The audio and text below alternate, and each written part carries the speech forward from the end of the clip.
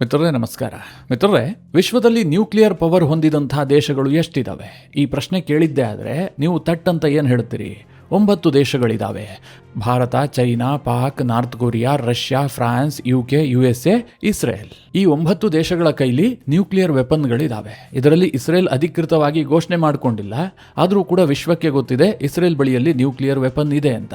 ಉಳಿದಂತೆ ಭಾರತ ಇರಬಹುದು, ಪಾಕಿಸ್ತಾನ ಇರಬಹುದು, ಚೈನಾ ಇರಬಹುದು, ಹೀಗೆ ಎಲ್ಲ ದೇಶಗಳು ಕೂಡ ನ್ಯೂಕ್ಲಿಯರ್ ಪ್ರಯೋಗವನ್ನು ಮಾಡಿ ವಿಶ್ವದ ಮುಂದೆ ಘೋಷಣೆ ಮಾಡಿಕೊಂಡಿದ್ದಾವೆ. ನಮ್ಮದು ನ್ಯೂಕ್ಲಿಯರ್ ಪವರ್ ದೇಶ, ಮಾಸ್ ಡಿಸ್ಟ್ರಕ್ಷನ್ ಮಾಡುವಂತಹ ನ್ಯೂಕ್ಲಿಯರ್ ವೆಪನ್ ನಮ್ಮ ಬಳಿಯಲ್ಲಿದೆ ಅಂತ ಈ ಎಲ್ಲ ದೇಶಗಳು ಘೋಷಣೆ ಮಾಡಿಕೊಂಡಿದ್ದಾವೆ. ಈಗ ಯಾಕೆ ನ್ಯೂಕ್ಲಿಯರ್ ಬಗ್ಗೆ ನಾನು ಪೀಠಿಕೆ ಹಾಕ್ತಾ ಇದ್ದೀನಿ ಅಂತಂದರೆ, ಈಗ ಏಷ್ಯಾದ 12 ರಾಷ್ಟ್ರಗಳು ಈ ಸಾಲಿಗೆ ಸೇರುವಂಥ ಸಾಧ್ಯತೆಗಳಿದ್ದಾವೆ. ಆ ರೀತಿಯ ಬೆಳವಣಿಗೆ ಆಗ್ತಾ ಇದೆ. ರಷ್ಯಾ ಗಂಭೀರ ಆರೋಪ ಮಾಡಿದೆ. ಯಾವ ದೇಶದ ಮೇಲೆ ಕೇಳಿದ್ರೆ ಜಪಾನ್ ಮೇಲೆ. ಜಪಾನ್ ಇನ್ನೊಂದೇ ವರ್ಷದಲ್ಲಿ ನ್ಯೂಕ್ಲಿಯರ್ ವೆಪನ್ ಅನ್ನು ಅಸೆಂಬಲ್ ಮಾಡುತ್ತೆ, ಆ ದಿಕ್ಕಿನತ್ತ ಜಪಾನ್ ಹೋಗ್ತಾ ಇದೆ ಅಂತ ರಷ್ಯಾ ಎಚ್ಚರಿಕೆ ಕೊಟ್ಟಿದೆ. ಮಿತ್ರರೇ, ಇದೇ ಕಾರಣಕ್ಕೋಸ್ಕರವಾಗಿ ಇರಾನ್ ಮೇಲೆ ಅಮೆರಿಕ ದಾಳಿ ಮಾಡ್ತಲೇ ಇದೆ. ಯಾವ ಕಾರಣಕ್ಕೂ ಕೂಡ ಇರಾನ್ ನ್ಯೂಕ್ಲಿಯರ್ ವೆಪನ್ ದೇಶ ಆಗಬಾರ್ದು ಅಂತ. ಇರಾನ್ ನ್ಯೂಕ್ಲಿಯರ್ ವೆಪನ್ ಅನ್ನು ಹೊಂದುವಂತಹದ್ದು ಅಮೆರಿಕ ಭದ್ರತೆಗೆ ಧಕ್ಕೆ ಬರುತ್ತೆ ಅಂತ ಅಮೆರಿಕ ಹೇಳ್ತಾ ಇದೆ. ಅದಕ್ಕೋಸ್ಕರವಾಗಿ ನಾವು ಅವಕಾಶ ಕೊಡೋದಿಲ್ಲ ಅನ್ನುವಂಥದ್ದು ಅಮೆರಿಕದ ವಾದ. ಈಗ ಮಿತ್ರರೇ, ರಷ್ಯಾ ಮತ್ತು ಜಪಾನ್ ನಡುವೆ ಸಾಕಷ್ಟು ಸಂಘರ್ಷಗಳಿದ್ದಾವೆ. ದ್ವೀಪಗಳ ವಿಚಾರದಲ್ಲಿ ಕಿತ್ತಾಟ ಇದೆ. ಎರಡೂ ದೇಶಗಳು ಕೂಡ ಹಾವು ಮುಂಗುಸಿಯಂತಹ ದೇಶಗಳು. ಹೀಗಿರುವಾಗ ರಷ್ಯಾ ಜಪಾನ್ ಮೇಲೆ ಆರೋಪ ಮಾಡಿದ್ದಕ್ಕೆ ಹೆಚ್ಚುವರಿ ವಿಶೇಷತೆ ಇದೆ. ಒಂದು ವೇಳೆ ಅಮೆರಿಕ ಇರಾನನ್ನು ತಡೆಯೋದಕ್ಕೆ ಹೊರಟಂತೆ ರಷ್ಯಾ ಏನಾದರೂ ಜಪಾನನ್ನು ತಡೆಯುತ್ತಾ? ಆ ಪ್ರಯತ್ನಕ್ಕೆ ಕೈ ಹಾಕುತ್ತಾ? ಜೊತೆಗೆ ಚೀನಾ ಕೂಡ ಸಹಕಾರ ಕೊಡುತ್ತಾ? ಹೀಗೆ 10 ಪ್ರಶ್ನೆಗಳಿದ್ದಾವೆ. ಮಿತ್ರರೇ, ಈ ಬಗ್ಗೆ ಈ ವಿಡಿಯೋದಲ್ಲಿ ಸ್ವಲ್ಪ ಡೀಟೇಲ್ ಆಗಿ ಮಾಹಿತಿ ಕೊಡ್ತೀನಿ. ಏಷ್ಯಾದ ಪಾಲಿಗೆ ಇದು ಅತ್ಯಂತ ಇಂಪಾರ್ಟೆಂಟ್ ಆದಂಥ ವಿಚಾರ. ಜಪಾನ್ ನ್ಯೂಕ್ಲಿಯರ್ಗೆ ಕೈ ಹಾಕೋದಿದೆಯಲ್ಲ, ಇದು ಭಾರತದ ಮೇಲೂ ಕೂಡ ಪರಿಣಾಮ ಬೀರುತ್ತೆ. ಹೀಗಾಗಿ ಇದ್ರ ಬಗ್ಗೆ ವಿವರಿಸಿ ಹೇಳ್ತೀನಿ. ನೀವು ಈ ವಿಡಿಯೋನ ಕೊನೆವರೆಗೂ ಮಿಸ್ ಮಾಡದೆ ನೋಡಿ. ಮಿತ್ರರೇ, ಆಗಸ್ಟ್ 6, 1945 ಈ ದಿನವನ್ನು ಇಡೀ ಜಗತ್ತು ಮರೆಯೋದಕ್ಕೆ ಸಾಧ್ಯವೇ ಇಲ್ಲ. ಅಂತಹ ಒಂದು ಕರಾಳ ದಿನ. ಯಾಕೆ ಅಂತಂದರೆ, ಈ ವಿಶ್ವದಲ್ಲಿ ಮೊಟ್ಟ ಮೊದಲ ಬಾರಿಗೆ ಆಟಮ್ ಬಾಂಬ್ ಪ್ರಯೋಗವಾದಂತಹ ದಿನ ಅದು. ಬೆಳಗ್ಗೆ ಮುಂಜಾನೆ 8:15ಕ್ಕೆ ಸರಿಯಾಗಿ ಲಿಟಲ್ ಬಾಯ್ ಅನ್ನುವಂಥ ಒಂದು ಯುರೇನಿಯಂ ಬಾಂಬನ್ನು ಅಮೆರಿಕ ಜಪಾನ್ನ ಹಿರೋಶಿಮಾ ಅನ್ನುವಂತಹ ನಗರದ ಮೇಲೆ ಪ್ರಯೋಗ ಮಾಡಿತ್ತು. ಸರಿಸುಮಾರು 80,000 ಮಂದಿ ಕ್ಷಣ ಮಾತ್ರದಲ್ಲಿ ಸತ್ತು ಹೋಗಿದ್ರು. ಅಷ್ಟು ಮಾತ್ರ ಅಲ್ಲ, 1,40,000 ಮಂದಿ ಆಜೀವ ಪರ್ಯಂತ ಅಂಗವೈಕಲ್ಯಕ್ಕೆ ಒಳಗಾಗಿದ್ರು. ಇಷ್ಟಕ್ಕೆ ಸುಮ್ಮನಾಗದಂತಹ ಅಮೆರಿಕ ಈ ಭೀಕರತೆ ಕಣ್ಣ ಮುಂದಿದ್ರೂ ಕೂಡ ಆಗಸ್ಟ್ 9, 1945 ಬೆಳಗ್ಗೆ 11:02 ಸರಿಯಾಗಿ ಫ್ಯಾಟ್ಮನ್ ಅನ್ನುವಂತಹ ಪ್ಲುಟೋನಿಯಂ ಬಾಂಬನ್ನ ಜಪಾನ್ನ ನಾಗಸಾಕಿ ನಗರದ ಮೇಲೆ ಪ್ರಯೋಗ ಮಾಡಿತ್ತು. ಈ ಘಟನೆಯಲ್ಲಿ 40,000 ಮಂದಿ ಕ್ಷಣ ಮಾತ್ರದಲ್ಲಿ ಸತ್ತು ಹೋಗಿದ್ರು. ಜೊತೆಗೆ 80,000ಕ್ಕೂ ಹೆಚ್ಚು ಮಂದಿಗೆ ಗಾಯಗಳಾಗಿದ್ವು. ಈ 2 ಬಾಂಬ್ಗಳಿದಾವಲ್ಲ, ಈ 2 ಬಾಂಬ್ಗಳು ಜಪಾನನ್ನ 2ನೇ ಮಹಾಯುದ್ಧದಲ್ಲಿ ಅಮೆರಿಕದ ಮುಂದೆ ಮಂಡಿಯೂರುವಂತೆ ಮಾಡಿತ್ತು. ಈ 2 ಬಾಂಬ್ಗಳನ್ನು ನೆನೆಸಿಕೊಂಡ್ರೆ ಜಪಾನ್ನ ಜನ ಇವತ್ತು ಕೂಡ ಬೆಚ್ಚಿ ಬೀಳುತ್ತಾರೆ. ಅಣು ಬಾಂಬನ್ನ ಜಪಾನಿಗರು ಎಷ್ಟು ವಿರೋಧಿಸ್ತಾರೆ ಅಂತಂದ್ರೆ, ಆ ದಾಳಿಯ ಬಳಿಕ ಇಡೀ ವಿಶ್ವಕ್ಕೆ ಜಪಾನ್ ಏನು ಹೇಳ್ತಾ ಇತ್ತು ಅಂತಂದ್ರೆ, ಯಾವ ಕಾರಣಕ್ಕೂ ಕೂಡ ಅಣು ಬಾಂಬ್ಗಳನ್ನು ಹೊಂದಬಾರದು, ಅಣು ಬಾಂಬನ್ನು ನಿಷ್ಕ್ರಿಯ ಮಾಡಬೇಕು, ಅಣು ಬಾಂಬ್ ಮುಕ್ತ ವಿಶ್ವವನ್ನು ನಿರ್ಮಾಣ ಮಾಡಬೇಕು ಅಂತ ಜಪಾನ್ ಹೋದಲ್ಲಿ ಬಂದಲ್ಲಿ ಲೆಕ್ಚರ್ ಕೊಡ್ತಾ ಇತ್ತು. ಅಷ್ಟರ ಮಟ್ಟಿಗೆ ಜಪಾನ್ ಜನ ಅಣು ಬಾಂಬ್ನ ವಿರುದ್ಧವಾಗಿದ್ರು. ಹೀಗಾಗಿ ಜಪಾನ್ ಯಾವತ್ತೂ ಕೂಡ ಸ್ವತಃ ಅಣು ಬಾಂಬನ್ನ ತಯಾರು ಮಾಡೋದಕ್ಕೆ ಹೊರಟಿರಲಿಲ್ಲ. ಈಗ ಸಿಂಪಲ್ ಆಗಿ ಊಹೆ ಮಾಡಿ, ಜಪಾನ್ ಅದರಿಂದ ಏಟನ್ನು ತಿಂದಿತ್ತು. ಹೀಗಾಗಿ ಜಪಾನ್ಗೆ ಆಕ್ರೋಶ ಬರಬೇಕಾಗಿತ್ತು. ಅದರಲ್ಲೂ ಜಪಾನ್ನ ಜನತೆ ಅದೆಂತಹ ಸ್ವಾಭಿಮಾನಿಗಳು, ಅದೆಷ್ಟು ರಾಷ್ಟ್ರೀಯವಾದಿಗಳು ಅಂತಂದರೆ, ಇಡೀ ವಿಶ್ವದಲ್ಲಿ ಇನ್ನೊಬ್ಬರನ್ನ ಅವರಿಗೆ ಹೋಲಿಸೋದಕ್ಕೆ ಸಾಧ್ಯ ಇಲ್ಲ. ಅಂತಹ ಜಪಾನ್ನ ಜನ ತಾವು ಅಮೆರಿಕದಿಂದ ಪೆಟ್ಟು ತಿಂದಿದ್ರೂ ಕೂಡ ನಾವು ನ್ಯೂಕ್ಲಿಯರ್ ವೆಪನ್ ಅನ್ನು ಹೊಂದಬಾರದು, ನ್ಯೂಕ್ಲಿಯರ್ ವೆಪನ್ಗಳು ಮನುಕುಲಕ್ಕೆ ಮಾರಕ ಅಂತ ಅವರೊಂದು ನಿರ್ಣಯವನ್ನು ಕೈಗೊಂಡಿದ್ರು. ಹೀಗಾಗಿ ಜಪಾನ್ ಯಾವತ್ತೂ ಕೂಡ ನ್ಯೂಕ್ಲಿಯರ್ ಬಾಂಬನ್ನು ತಯಾರು ಮಾಡೋದಕ್ಕೆ ಒಂದೇ ಒಂದು ಹೆಜ್ಜೆಯನ್ನು ಕೂಡ ಮುಂದಿಟ್ಟಿರಲಿಲ್ಲ. ಬದಲಾಗಿ ತಮ್ಮ ಮೇಲೆ ಯಾರು ಬಾಂಬ್ ಹಾಕಿದ್ರೋ ಅವರ ಜೊತೆಗೆ ಸೆಕ್ಯೂರಿಟಿ ಒಪ್ಪಂದಗಳನ್ನು ಜಪಾನ್ ಮಾಡಿಕೊಂಡಿತ್ತು. ಇವತ್ತಿಗೂ ಕೂಡ ಜಪಾನ್ನ ರಕ್ಷಣೆಯ ಹೊಣೆ ಹೊತ್ತಿರೋದು ಯಾರು ಕೇಳಿದ್ರೆ ಅಮೆರಿಕದ ಸೇನೆ ಜಪಾನ್ನಲ್ಲಿದೆ. ಜಪಾನ್ನ ಸೇನೆಗೆ ಅಮೆರಿಕ ಟ್ರೈನಿಂಗ್ ಕೊಡುತ್ತೆ. ಜಪಾನ್ನ ಮೇಲೆ ಯಾರಾದರೂ ಯುದ್ಧ ಮಾಡಿದ್ರೆ ನಾವು ಜಪಾನ್ನ ರಕ್ಷಣೆಗೆ ಹೋಗ್ತೀವಿ ಅಂತ ಅಮೆರಿಕ ಓಪನ್ ಆಗಿ ಹೇಳ್ಕೊಳ್ಳುತ್ತೆ. ಮಿತ್ರರೇ, ನಾನು ಯಾಕೆ ಜಪಾನ್ನ ವಿಚಾರವನ್ನು ಇಷ್ಟೆಲ್ಲ ವಿವರಿಸಿದೆ ಅಂತಂದರೆ, ಜಪಾನ್ನ ಈ ಮನಸ್ಥಿತಿ ಇತ್ತಲ್ಲ, ಇವತ್ತು ಟೋಟಲಿ ಬದಲಾಗಿದೆ. ಜಪಾನ್ ಇವತ್ತು ನ್ಯೂಕ್ಲಿಯರ್ ಬಾಂಬ್ ತಯಾರಿಕೆಯ ಅಂತಿಮ ಹಂತವನ್ನು ಪ್ರವೇಶ ಮಾಡಿದೆ. ಇದನ್ನು ಕೇಳೋದಕ್ಕೆ ಆಶ್ಚರ್ಯ ಆದರೂ ಕೂಡ ಇದು ಸತ್ಯ. ಈ ಬಗ್ಗೆ ರಷ್ಯಾ ಓಪನ್ ಆಗಿ ಸ್ಟೇಟ್ಮೆಂಟ್ ರಿಲೀಸ್ ಮಾಡಿದೆ. ನಮಗಿರುವಂತಹ ಇಂಟೆಲಿಜೆನ್ಸ್ ಮಾಹಿತಿಯ ಪ್ರಕಾರ ಮುಂದಿನ 1 ವರ್ಷದಲ್ಲಿ ಜಪಾನ್ ನ್ಯೂಕ್ಲಿಯರ್ ವೆಪನ್ ಅನ್ನು ಅಸೆಂಬಲ್ ಮಾಡುತ್ತೆ. ಜಪಾನ್ ಕೂಡ ಒಂದು ನ್ಯೂಕ್ಲಿಯರ್ ವೆಪನ್ ಹೊಂದಿದಂತಹ ದೇಶವಾಗಿ ಹೊರಹೊಮ್ಮೋದಕ್ಕೆ ಎಲ್ಲ ರೀತಿಯ ತಯಾರಿಗಳು ನಡೀತಾ ಇದ್ದಾವೆ ಅಂತ ನಮಗೆ ಇಂಟೆಲಿಜೆನ್ಸ್ ರಿಪೋರ್ಟ್ ಇದೆ ಅಂತ ರಷ್ಯಾ ಅಫಿಷಿಯಲ್ ಆಗಿ ಸ್ಟೇಟ್ಮೆಂಟ್ ಕೊಟ್ಟಿದೆ. ಇದನ್ನು ಕೇಳಿದಾಗ ಕೆಲವೊಂದಷ್ಟು ಪ್ರಶ್ನೆಗಳು ಬರ್ತವೆ. ಇರಾನ್ನವರು ಅಷ್ಟೆಲ್ಲ ಕಷ್ಟಪಟ್ಟರು, ಭೂಮಿಯನ್ನ ಬಗೆದುಬಿಟ್ಟು 300-400 ಅಡಿ ಆಳದಲ್ಲಿ ನ್ಯೂಕ್ಲಿಯರ್ ರಿಯಾಕ್ಟರ್ಗಳನ್ನು ಸ್ಥಾಪನೆ ಮಾಡಿದ್ರು, ಸೆಂಟ್ರಿಫ್ಯೂಜಿಸ್ಗಳನ್ನು ಅಲ್ಲಿ ನಿರ್ಮಾಣ ಮಾಡಿಕೊಂಡ್ರು, ಹೊರ ಜಗತ್ತಿಗೆ ಏನೂ ಕಾಣದಂತೆ ನ್ಯೂಕ್ಲಿಯರ್ ಅನ್ನು ಎನ್ರಿಚ್ ಮಾಡೋದಕ್ಕೆ ಶುರು ಮಾಡಿದ್ರು. ಇಷ್ಟೆಲ್ಲ ಆದರೂ ಕೂಡ ಇರಾನ್ಗೆ ನ್ಯೂಕ್ಲಿಯರ್ ವೆಪನ್ ಅನ್ನು ಹೊಂದೋದಕ್ಕೆ ಸಾಧ್ಯ ಆಗಿಲ್ಲ.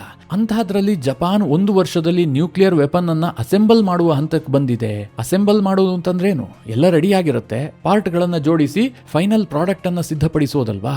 ಜಪಾನ್ ಆ ಹಂತಕ್ಕೆ ಬೆಳೆದು ಬಿಟ್ಟಿದ್ಯಾ? ಜಪಾನ್ಗೆ ನ್ಯೂಕ್ಲಿಯರ್ ಟೆಕ್ನಾಲಜಿ ಈಗಾಗಲೇ ಸಿದ್ಧಿಸಿದ್ಯಾ ಕೇಳಿದ್ರೆ, ಜಪಾನ್ಗೆ ಟೆಕ್ನಾಲಜಿ ಮ್ಯಾಟ್ರೇ ಅಲ್ಲ. ಹಾಗೆ ಮನಸ್ಸು ಮಾಡಿದ್ರೆ ಜಪಾನ್ ಯಾವತ್ತೂ ನ್ಯೂಕ್ಲಿಯರ್ ವೆಪನ್ ಅನ್ನು ಹೊಂದಬಹುದಿತ್ತು. ಭಾರತಕ್ಕಿಂತಲೂ ಮುಂಚಿತವಾಗಿ ಜಪಾನ್ನವರು ನ್ಯೂಕ್ಲಿಯರ್ ವೆಪನ್ ಅನ್ನು ರೆಡಿ ಮಾಡ್ತಾ ಇದ್ರು, ಅದರಲ್ಲಿ ಎಳ್ಳಷ್ಟು ಸಂದೇಹ ಬೇಡ.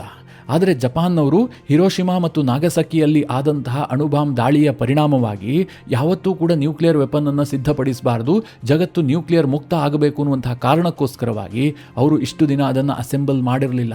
ಅವರ ಬಳಿಯಲ್ಲಿ ಟೆಕ್ನಾಲಜಿ ಇದೆ, ಹೀಗಂತಲೇ ಜಗತ್ತು ಊಹೆ ಮಾಡೋದು. ಯಾಕೆ ಕೇಳಿದ್ರೆ ಇವತ್ತು ಜಪಾನ್ ಬಳಿಯಲ್ಲಿ ನ್ಯೂಕ್ಲಿಯರ್ ಪವರ್ ಪ್ಲಾಂಟ್ಗಳು ಹೇರಳವಾಗಿದ್ದಾವೆ. ನ್ಯೂಕ್ಲಿಯರ್ ಟೆಕ್ನಾಲಜಿಯಲ್ಲಿ ಜಪಾನ್ ಏನು ಹಿಂದೆ ಬಿದ್ದಿಲ್ಲ. ಹೀಗಾಗಿ ರಷ್ಯಾಗೆ ಅನುಮಾನ ಬರ್ತಾ ಇದೆ, ಅವರು ಅಸೆಂಬಲ್ ಮಾಡ್ತಾರೆ, ಅವರು ಕೂಡ ಒಂದು ನ್ಯೂಕ್ಲಿಯರ್ ವೆಪನ್ ಅನ್ನ ರೆಡಿ ಮಾಡ್ತಾರೆ ಅಂತ. ಇದಕ್ಕೆ ಪೂರಕವಾಗಿ ಜಪಾನ್ನ ಡಿಫೆನ್ಸ್ ಚೀಫ್ ಕೂಡ ಒಂದು ಅಚ್ಚರಿಯ ಸ್ಟೇಟ್ಮೆಂಟ್ ಅನ್ನು ಕೊಟ್ಟಿದ್ದಾರೆ. ಅದೇನು ಕೇಳಿದ್ರೆ, ನಾವು ನ್ಯೂಕ್ಲಿಯರ್ ವೆಪನ್ ಕುರಿತಾದಂತಹ ಚರ್ಚೆಯನ್ನ ನಿಯಂತ್ರಣ ಮಾಡೋದಕ್ಕೆ ಸಾಧ್ಯ ಇಲ್ಲ ಅಂತ. ಸದ್ಯ ಜಪಾನ್ ದೇಶದ ಒಳಗೆ ನ್ಯೂಕ್ಲಿಯರ್ ಚರ್ಚೆ ವಿಪರೀತಗೊಂಡಿದೆ. ಜಪಾನ್ನ ವೃದ್ಧ ಜನರಿದಾರಲ್ಲ, ಅವರೆಲ್ಲರೂ ಕೂಡ ಈಗ ಜಪಾನ್ನ ಸರ್ಕಾರದ ನಿರ್ಧಾರಗಳನ್ನು ಟೀಕಿಸಿ ಜಪಾನ್ ಯಾವ ಕಾರಣಕ್ಕೂ ನ್ಯೂಕ್ಲಿಯರ್ ವೆಪನ್ ಅನ್ನ ತಯಾರಿಕೆ ಮಾಡೋದಕ್ಕೆ ಮುಂದಾಗಬಾರದು ಅಂತ ವಿರೋಧ ಮಾಡಿಬಿಟ್ಟು ಬೀದಿಗಿಳಿದು ಹೋರಾಟ ಮಾಡ್ತಾ ಇದ್ದಾರೆ. ಆದರೆ ಜಪಾನ್ನ ಯಂಗರ್ ಜನರೇಷನ್ ಏನು ಬಯಸ್ತಾ ಇದೆ ಅಂತಂದರೆ, ನಾವು ಅಮೆರಿಕ ನಮ್ಮನ್ನು ರಕ್ಷಿಸುತ್ತೆ ಅಥವಾ ಇನ್ಯಾವುದೋ ದೇಶ ನಮ್ಮನ್ನು ರಕ್ಷಿಸುತ್ತೆ ಅಂತ ಬೇರೆಯವರ ಮೇಲೆ ಡಿಪೆಂಡ್ ಆಗಿರಬಾರ್ದು, ಸ್ವಂತ ಶಕ್ತಿಯನ್ನು ಹೊಂದಬೇಕು ಅಂತ ಯಂಗರ್ ಜನರೇಷನ್ ಬಯಸ್ತಾ ಇದೆ. ಹೀಗಾಗಿ ಜಪಾನ್ನ ಸೋಷಿಯಲ್ ಮೀಡಿಯಾದಲ್ಲಿ ನ್ಯೂಕ್ಲಿಯರ್ ಟಾಕ್ಸ್ ಇದೆಯಲ್ಲ, ಇದು ವಿಪರೀತವಾಗಿ ನಡೀತಾ ಇದೆ. ಅದೇನೋ ಹೇಳ್ತಾರಲ್ಲ, ಬೆಂಕಿ ಇಲ್ಲದೆ ಹೊಗೆ ಆಡೋದಿಲ್ಲ ಅಂತ, ಹಾಗೆ ಅನಿಸುತ್ತೆ. ಇದನ್ನೆಲ್ಲ ಹೇಳಿದಾಗ ನಿಮಗೊಂದು ಪ್ರಶ್ನೆ ಬರಬಹುದು. ಈಗ ಇರಾನ್ ನ್ಯೂಕ್ಲಿಯರ್ ವೆಪನ್ ಅನ್ನು ಹೊಂದಬಾರದು ಅಂತ ಅಮೆರಿಕ ಯತ್ನ ಮಾಡ್ತಾ ಇದೆ. ಜಪಾನ್ ಅಮೆರಿಕಾಗೆ ಹತ್ರ ಇರುವಂತಹ ದೇಶ. ಜಪಾನ್ ಮನಸ್ಸು ಮಾಡಿದ್ರೆ ಅಮೆರಿಕದ ಮೇನ್ ಲ್ಯಾಂಡ್ ಅನ್ನು ತಲುಪಬಹುದಾದಂತಹ ಶಕ್ತಿ ಇರುವ ದೇಶ. ಅಂತಹ ದೇಶ ನ್ಯೂಕ್ಲಿಯರ್ ವೆಪನ್ ಅನ್ನು ರೆಡಿ ಮಾಡುತ್ತೆ ಅಂತಂದ್ರೆ ಅಮೆರಿಕ ಒಪ್ಕೊಳ್ಳುತ್ತಾ ಅಂತ? ಮಿತ್ರರೇ, ಅಮೆರಿಕ ಜಪಾನ್ ಸಂಬಂಧ ತುಂಬಾ ಚೆನ್ನಾಗಿದೆ, ಅಮೆರಿಕದ ಮಿತ್ರ ಮಂಡಳಿಯಲ್ಲಿರುವಂತಹ ದೇಶ. ಹೀಗಾಗಿ ಅಮೆರಿಕ ಜಪಾನ್ ನ್ಯೂಕ್ಲಿಯರ್ ವೆಪನ್ ಹೊಂದೋದನ್ನ ತಡೆಯುವ ಸಾಧ್ಯತೆ ಕಡಿಮೆ. ಆದರೆ ರಷ್ಯಾಗ ಆತಂಕ ಇದೆ. ರಷ್ಯಾ ಮತ್ತು ಜಪಾನ್ನ ನಡುವೆ ಅನೇಕ ದ್ವೀಪಗಳ ವಿಚಾರದಲ್ಲಿ ರಗಳೆ ಇದೆ. ಜಪಾನ್ ಮತ್ತು ರಷ್ಯಾದ ಸಂಬಂಧ ಚೆನ್ನಾಗಿಲ್ಲ. ಇನ್ನು ಚೈನಾ ಕೂಡ ಅಷ್ಟೇ. ಚೈನಾದವರು ಮನಸ್ಸಿನಿಂದ ಯಾರನ್ನಾದ್ರೂ ವಿಶ್ವದಲ್ಲಿ ಅತಿ ಹೆಚ್ಚು ದ್ವೇಷ ಮಾಡ್ತಾರೆ ಅಂತಂದ್ರೆ ಅದು ಜಪಾನಿಗರನ್ನ. ಹೀಗಾಗಿ ಜಪಾನ್ ನ್ಯೂಕ್ಲಿಯರ್ ವೆಪನ್ ಅನ್ನ ಹೊಂದುತ್ತೆ ಅಂತಂದ್ರೆ ಚೈನಾಗೂ ಕೂಡ ತಳಮಳ ಸೃಷ್ಟಿಯಾಗತ್ತೆ. ಇದೇ ಕಾರಣದಿಂದ ಚೈನಾ ಮತ್ತು ರಷ್ಯಾ ಒಟ್ಟಾಗಿ ಜಪಾನ್ ಅನ್ನ ತಡೆಯುವಂತಹ ಪ್ರಯತ್ನಗಳನ್ನ ಮಾಡಬಹುದು. ಆ ಪ್ರಯತ್ನದಲ್ಲಿ ಚೈನಾ ಮತ್ತು ರಷ್ಯಾ ಸಕ್ಸಸ್ ಆಗ್ತವೆ ಅಂತ ಈಗಲೇ ಹೇಳೋದಕ್ಕೆ ಸಾಧ್ಯ ಇಲ್ಲ. ಆದರೆ ಅಂತಹ ಪ್ರಯತ್ನಗಳಂತೂ ತೆರೆಮರೆಯಲ್ಲಿ ನಡೆಯುತ್ತೆ. ಈಗ ಜಪಾನ್ಗೆ ದಿಢೀರಂತ ನ್ಯೂಕ್ಲಿಯರ್ ವೆಪನ್ ಯಾಕೆ ಬೇಕಾಯಿತು? ಇದಕ್ಕೆ ಕಾರಣ ಏನು? ಈ ಬಗ್ಗೆ ಪ್ರಶ್ನೆ ಮಾಡಿದ್ದೆ ಆದರೆ ಇದಕ್ಕೆ ಮೂಲ ಕಾರಣ ಅಮೆರಿಕ. ಜಪಾನ್ಗೆ ಚೈನಾ ಶತ್ರು ದೇಶ, ರಷ್ಯಾ ಏನು ಮಿತ್ರ ಅಲ್ಲ. ಆದರೂ ಕೂಡ ಜಪಾನ್ಗೇನು ಟೆನ್ಷನ್ ಇರಲಿಲ್ಲ. ದಿಢೀರಂತ ಅವರಿಗೆ ಟೆನ್ಷನ್ ಹೆಚ್ಚಾಗೋದಕ್ಕೆ ಕಾರಣ ಏನು ಕೇಳಿದ್ರೆ ಅಮೆರಿಕದ ಇತ್ತೀಚಿನ ನೀತಿಗಳು. ಉತ್ತರ ಕೊರಿಯಾ ವಿಚಾರದಲ್ಲಿ ಅಮೆರಿಕ ಟೋಟಲಿ ಕೈ ಚೆಲ್ತಾ ಇದೆ. ಜಪಾನ್ನ ಪಕ್ಕದಲ್ಲೇ ಇರುವಂತಹ ಉತ್ತರ ಕೊರಿಯಾ 50ಕ್ಕೂ ಹೆಚ್ಚು ನ್ಯೂಕ್ಲಿಯರ್ ಬಾಂಬ್ಗಳನ್ನು ರೆಡಿ ಮಾಡಿ ಇಟ್ಕೊಂಡಿದೆ. ಆಗಾಗ ಜಪಾನ್ ಕಡಲಿಗೆ ಅವರು ಮಿಸೈಲ್ಗಳನ್ನು ಹಾರಿಸ್ತಾ ಇರ್ತಾರೆ, ಪ್ರಯೋಗಗಳನ್ನು ನಡೆಸ್ತಾ ಇರ್ತಾರೆ. ಅಲ್ಲಿರುವಂತಹದ್ದು ಹುಚ್ಚು ದೊರೆ ಕಿಮ್ ಜಾಂಗ್ ಉನ್. ಇಷ್ಟಾದರೂ ಸಹ ಇಷ್ಟು ದಿನ ಜಪಾನ್ ಬಹಳ ಧೈರ್ಯದಲ್ಲಿತ್ತು, ಯಾಕೆಂದ್ರೆ ಅಮೆರಿಕದ ಸೆಕ್ಯೂರಿಟಿ ಗ್ಯಾರಂಟಿ ಇದೆ ನಮಗೆ ಅಂತ. ಆದರೆ ಟ್ರಂಪ್ ಅವರ ಇತ್ತೀಚಿನ ನಡವಳಿಕೆಗಳಿದೆಯಲ್ಲ, ಇದನ್ನು ನೋಡಿ ಜಪಾನ್ ಬೆದರಿ ಹೋಗ್ತಾ ಇದೆ. ನಾಳೆ ದಿನ ಕಿಮ್ ಜಾಂಗ್ ಉನ್ ನಿಜವಾಗ್ಲೂ ಕೂಡ ಜಪಾನ್ನ ಮೇಲೆ ಯುದ್ಧ ಸಾರಿದ್ರೆ ಅಥವಾ ನ್ಯೂಕ್ಲಿಯರ್ ಪ್ರಯೋಗ ಮಾಡಿದ್ರೆ ಅಮೆರಿಕ ನಮ್ಮ ರಕ್ಷಣೆಗೆ ಬರೋದಿಲ್ಲ. ಯಾಕೆಂದರೆ ಅಮೆರಿಕಾಗೂ ಕೂಡ ನಾರ್ತ್ ಕೊರಿಯಾ ವಿಚಾರದಲ್ಲಿ ಭಯ ಇದೆ. ನಾರ್ತ್ ಕೊರಿಯಾದ ಮಿಸೈಲ್ಗಳು ಅಮೆರಿಕದ ಮೈನ್ ಲ್ಯಾಂಡ್ ಅನ್ನು ತಲುಪುವಂತಹ ಶಕ್ತಿ ಹೊಂದಿದ್ದಾವೆ. ಜೊತೆಗೆ north Korea nuclear weapon country. ಹೀಗಾಗಿ ಅಮೆರಿಕಾಗೂ ಕೂಡ ಪುಕ್ಕ ಇದೆ. ಈ ಕಾರಣದಿಂದಾಗಿ ಸ್ವತಃ ನ್ಯೂಕ್ಲಿಯರ್ ವೆಪನ್ ಹೊಂದುವಂತಹ ಅನಿವಾರ್ಯತೆ ಇದೆ ಅಂತ ಜಪಾನ್ ಭಾವಿಸಿದಂತೆ ಕಂಡು ಬರ್ತಾ ಇದೆ. ಎರಡನೇದಾಗಿ, ಜಪಾನ್ನಲ್ಲಿ ಈಗ ಪ್ರಧಾನಿಯಾಗಿರುವಂತಹ ಸನೈ ತಕೈಚಿ ಇದಾರಲ್ಲ, ಇವರು ವಿಪರೀತ ರಾಷ್ಟ್ರೀಯವಾದಿ ನಾಯಕಿ. ಅಂದ್ರೆ ಯಾವಾಗಲೂ ಜಪಾನ್ ಟಾಪ್ನಲ್ಲೇ ಇರಬೇಕು, ಜಪಾನ್ನ ಹಿತಾಸಕ್ತಿಯ ವಿಚಾರದಲ್ಲಿ ನಾವು ಸಣ್ಣದಾಗಿಯೂ ಕೂಡ ರಾಜಿ ಮಾಡಿಕೊಳ್ಳೋದಿಲ್ಲ ಅನ್ನುವಂಥ ಮನಸ್ಥಿತಿ ಹೊಂದಿದಂತಹ ನಾಯಕಿ. ಇದೇ ಕಾರಣದಿಂದಾಗಿ ಜಪಾನ್ ಇತ್ತೀಚಿನ ದಿನಗಳಲ್ಲಿ ತೀರಾ ಅಗ್ರೆಸಿವ್ ಆಗ್ತಾ ಇದೆ. ಹೀಗಾಗಿ ಸದ್ಯದ ಬೆಳವಣಿಗೆಗಳನ್ನು ನೋಡ್ತಾ ಇದ್ರೆ ಜಪಾನ್ ಯಾವುದೇ ಕ್ಷಣದಲ್ಲಿ ಬೇಕಾದರೂ ನಾವು ನ್ಯೂಕ್ಲಿಯರ್ ವೆಪನ್ ಹೊಂದಿದಂತಹ ದೇಶ ಅಂತ ತಮ್ಮನ್ನು ತಾವು ಘೋಷಣೆ ಮಾಡಿಕೊಳ್ಳಬಹುದು. ಹೀಗಂತ ರಷ್ಯಾ ಅನುಮಾನ ಪಡ್ತಾ ಇದೆ. ಜಪಾನ್ನಿಂದ ಬರ್ತಾ ಇರುವ ಸುದ್ದಿಗಳು ಕೂಡ ಇದನ್ನು ಪುಷ್ಟೀಕರಿಸ್ತಾ ಇದ್ದಾವೆ. ಕೇವಲ ಜಪಾನ್ ಮಾತ್ರ ಅಲ್ಲ, ಸೌತ್ ಕೊರಿಯಾ ಕೂಡ ಇದೇ ದಿಕ್ಕಿನತ್ತ ಹೆಜ್ಜೆ ಇಡ್ತಾ ಇದೆ. ಸೌತ್ ಕೊರಿಯಾದಲ್ಲೂ ಕೂಡ ಇಂತಹ ಬೆಳವಣಿಗೆಗಳಾಗ್ತಾ ಇದೆ. ಯಾಕೆ ಅಂತಂದ್ರೆ ಅವರಿಗೂ ನಾರ್ತ್ ಕೊರಿಯಾ ಭಯ. ಈ ಎಲ್ಲ ಬೆಳವಣಿಗೆಗಳಿದಾವಲ್ಲ, ಅದು ಜಪಾನ್ ನ್ಯೂಕ್ಲಿಯರ್ ವೆಪನ್ ಹೊಂದೋದಿರಬಹುದು, ಸೌತ್ ಕೊರಿಯಾ ನ್ಯೂಕ್ಲಿಯರ್ ವೆಪನ್ ಹೊಂದೋದಿರಬಹುದು. ಇದರ ಪರಿಣಾಮವನ್ನು ಭಾರತವೂ ಕೂಡ ಎದುರಿಸುತ್ತೆ. ಯಾಕೆ ಅಂತಂದ್ರೆ ರಷ್ಯಾ ಮತ್ತು ಜಪಾನ್ನ ನಡುವೆ ಈ ವಿಚಾರದಲ್ಲಿ ಕಾನ್ಫ್ಲಿಕ್ಟ್ ಶುರುವಾದ್ರೆ ಭಾರತ ಯಾರ ಪರವಾಗಿ ನಿಂತ್ಕೊಳ್ಳುತ್ತೆ? ಭಾರತಕ್ಕೆ ರಷ್ಯಾ ಕೂಡ ಬೇಕು, ಜಪಾನ್ ಕೂಡ ಬೇಕು, ಇಬ್ರೂ ಮಿತ್ರ ರಾಷ್ಟ್ರಗಳು. ಈ ಕಾರಣದಿಂದಾಗಿ ಮತ್ತೊಮ್ಮೆ ನಮಗೆ ಉಭಯ ಸಂಕಟದ ಪರಿಸ್ಥಿತಿ ಎದುರಾಗಬಹುದು. ಎರಡನೇದಾಗಿ ಮಿತ್ರರೇ, ಇನ್ನೊಂದು ಆತಂಕದ ವಿಚಾರ ಏನು ಗೊತ್ತಾ? ಇವತ್ತು ವಿಶ್ವದಲ್ಲಿ ಅತಿ ಹೆಚ್ಚು ನ್ಯೂಕ್ಲಿಯರ್ ಪೈಪೋಟಿ ನಡೀತಾ ಇರುವಂತಹದ್ದು ಏಷ್ಯಾದಲ್ಲಿ ಈಗಾಗಲೇ ಪಾಕಿಸ್ತಾನದ ಬಳಿಯಲ್ಲಿ ನ್ಯೂಕ್ಲಿಯರ್ ವೆಪನ್ ಇದೆ, ಚೈನಾ ಬಳಿಯಲ್ಲಿದೆ, ಭಾರತದ ಬಳಿಯಲ್ಲಿದೆ, ಹಾಗೆ ನಾರ್ತ್ ಕೊರಿಯಾ ಬಳಿಯಲ್ಲಿದೆ. ಇನ್ನೂ 2 ರಾಷ್ಟ್ರಗಳು ಇದಕ್ಕೆ ಆಡ್ ಆಗಿದ್ದೇ ಆದ್ರೆ ನ್ಯೂಕ್ಲಿಯರ್ ವೆಪನ್ ಹೊಂದಿದಂತಹ ಪಟ್ಟಿಯಲ್ಲಿ 6 ದೇಶಗಳು ಏಷ್ಯಾದ ರಾಷ್ಟ್ರಗಳೇ ಆಗಿಬಿಡ್ತವೆ. ಅದೇ ಉತ್ತರ ಅಮೆರಿಕ ಖಂಡದಲ್ಲಿ ಕೇವಲ USA ಮಾತ್ರ ನ್ಯೂಕ್ಲಿಯರ್ ವೆಪನ್ ಅನ್ನು ಹೊಂದಿದೆ. ಹೀಗಾಗಿ ಆ ಖಂಡದಲ್ಲಿ ಶಾಂತಿ ಇರುತ್ತೆ. ಇನ್ನು ಆಫ್ರಿಕಾದಲ್ಲಿ ಒಂದೇ ಒಂದು ರಾಷ್ಟ್ರವೂ ಕೂಡ ನ್ಯೂಕ್ಲಿಯರ್ ವೆಪನ್ ಅನ್ನು ಹೊಂದಿಲ್ಲ. ಅತ್ತ ದಕ್ಷಿಣ ಅಮೆರಿಕಾದಲ್ಲೂ ಕೂಡ ಯಾವ ದೇಶದ ಬಳಿಯಲ್ಲೂ ಕೂಡ ಅಂತಹ ಅತ್ಯಾಧುನಿಕ ವೆಪನ್ಗಳಿಲ್ಲ. ಯುರೋಪ್ನಲ್ಲೂ ಕೂಡ ನ್ಯಾಟೋ ಇರುವ ಕಾರಣದಿಂದಾಗಿ ನ್ಯೂಕ್ಲಿಯರ್ ವೆಪನ್ ಪೈಪೋಟಿ ಇಲ್ಲ. ಈಗ ಪೈಪೋಟಿ ಇರುವಂತಹದ್ದೇ ಏಷ್ಯಾದಲ್ಲಿ. ಜಪಾನ್ ಅದರ ಪ್ರಯತ್ನದಲ್ಲಿದೆ, ಸೌತ್ ಕೊರಿಯಾ ಕೂಡ ಯೋಜನೆ ರೂಪಿಸ್ತಾ ಇದೆ, ಇರಾನ್ ಈಗಾಗಲೇ ಆ ಪ್ರಯತ್ನ ಮಾಡ್ತಾ ಇದೆ, ಆದ್ರೆ ಅದಕ್ಕೆ ಯಶಸ್ಸು ಸಿಗ್ತಾ ಇಲ್ಲ. ಒಟ್ಟಿನಲ್ಲಿ ಈ ಬೆಳವಣಿಗೆ ಏಷ್ಯಾದಲ್ಲಿ ಅಸ್ಥಿರತೆಯನ್ನ ಜಾಸ್ತಿ ಮಾಡಬಹುದು. ಶಸ್ತ್ರಾಸ್ತ್ರ ಪೈಪೋಟಿ ಮುಂದೊಂದು ಮಹಾಯುದ್ಧಕ್ಕೆ ಕಾರಣ ಆದರೂ ಕೂಡ ಆಶ್ಚರ್ಯ ಇಲ್ಲ. ಮಿತ್ರರೇ, ಈ ವಿಚಾರದ ಕುರಿತಾಗಿ ನಿಮ್ಮ ಅನಿಸಿಕೆ ಅಭಿಪ್ರಾಯಗಳೇನು? ಕಮೆಂಟ್ ಮಾಡುವ ಮೂಲಕ ನಮಗೆ ತಿಳಿಸಿ. ಹಾಗೆ ನಿಮಗೆ ಈ ವಿಡಿಯೋ ಇಷ್ಟವಾದರೆ ಲೈಕ್ ಮಾಡಿ.